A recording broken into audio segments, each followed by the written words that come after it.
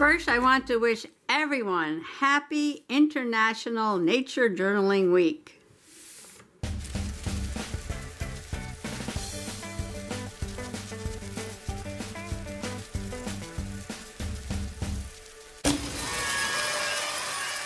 Today's nature journaling prompt was fungi. But you know, just a few days ago, I did my little mini study of mushrooms. So my daily nature prompt is whatever nature offers up to me. And today was quite a lovely day of learning. I walked out to the clearing and saw 2 vines. Howdy! Possum Patty here. It is June 3rd and I am nature journaling. There's a big storm going by to the south and west of us. We might get clipped. It might start raining any minute now. But the birds are singing. I think there's a red-eyed vireo up in the trees that I never see, but I can hear. Here's one of those little vines. I think it's going to be a moon seed. People mistake it for a grape, a wild grape, but these are pretty toxic, I believe. I'm going to look that up. I think I'll stand here a minute and sketch this. What I learned today was this was not a moon seed vine, because moon seeds have smooth edges. And this plant had serrated edges. Serrated means like a saw blade. And this might even be double serrated because it had a large tooth and then a small tooth and then a large tooth and then a small tooth.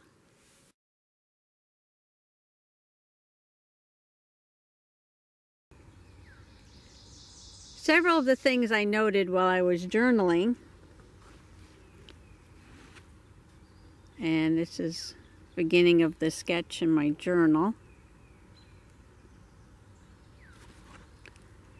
is that on this vine that I think may be the moon seed, it has a straight stem, and then opposite each leaf there's a tendril, and the tendril is split into 2 parts. You can see up here again, this little leaf and then a tendril split into 2 parts. And this tendril is trying to wrap itself around a sedge leaf here.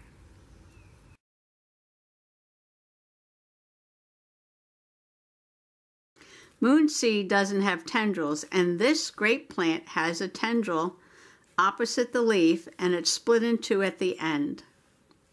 Now, tendrils can be modified leaves or stem branches. I'm not quite sure what they are in a grape plant, but one source said it was a modified stem branch. Now, these tendrils are very sensitive to touch. When they come in contact with something, they bend towards it, and they are used to support the plant. And then I look to my right at some more of this vine, and there's another vine growing around it. Now this one has different shaped leaves.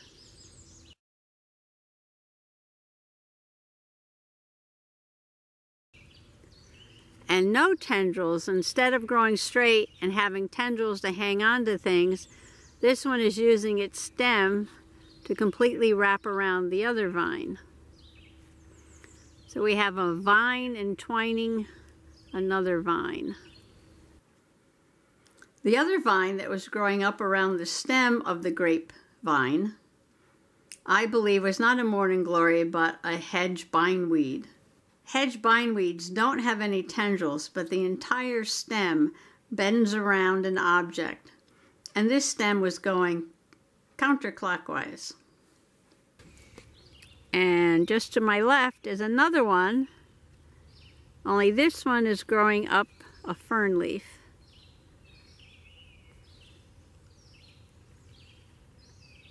When I was out in the clearing, I checked on the high bush blueberries, and I could see many little tiny green ones. Checking on the blueberry bush, you can see the tiny green blueberries. Birds are going to have a feast.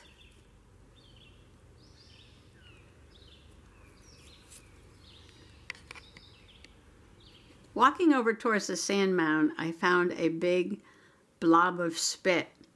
So I opened it up to look for the spit or spittle bug inside. I see one of those spit bugs on this plant. It makes this foam, looks like a big pile of spit. Where's the bug? Bugs are usually in there somewhere.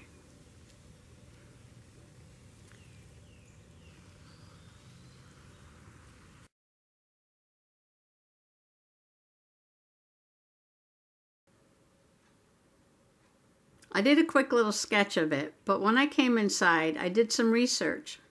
And I didn't know this. I thought that was the bug, but that is just the baby bug or nymph. And when it grows up, it's going to turn into an insect called the Froghopper. And the Froghoppers bug got its name because it can leap very far, kind of like a frog.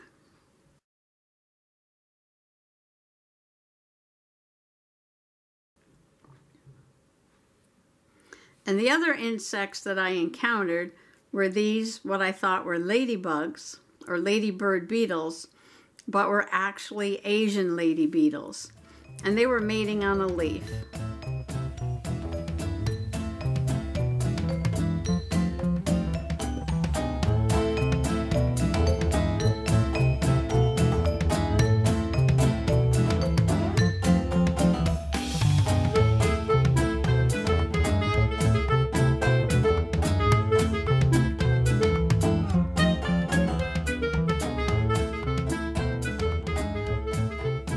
Now these are not the same as our ladybird beetles, or ladybugs as sometimes they're called. These came from Asia and were purposely released in this country to help control aphids. And they've kind of taken over everywhere.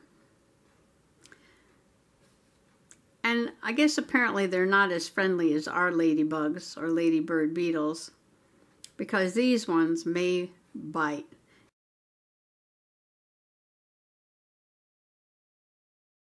Now these Asian lady beetles come in a wide range of red to orange colors and also with different numbers of spots. But one way to recognize them is this M shape on the back of their head. Both of these beetles had this M shape around this white spots.